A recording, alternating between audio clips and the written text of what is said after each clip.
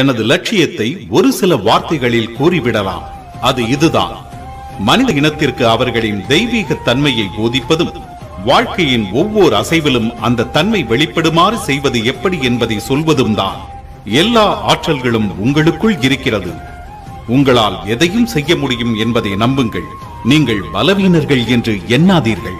நாம் எல்லாம் வல்ல இறைவனின் பிள்ளைகள். எல்லையற்றதான தெய்வீக நெருப்பு பிழம்பின் பொறிகள் நாம். உன்னிடம் நம்பிக்கை கொள். நீங்கள் தானே ஒரு காலத்தில் வேத ரிஷிகளாக இருந்தீர்கள். இப்போது வேறு உடல் தாங்கி வந்திருக்கிறீர்கள். அவ்வளவுதான். உங்களிடம் எல்லையற்ற சக்தி இருப்பதை நான் என் ஞான கண்களால் காண்கிறேன்.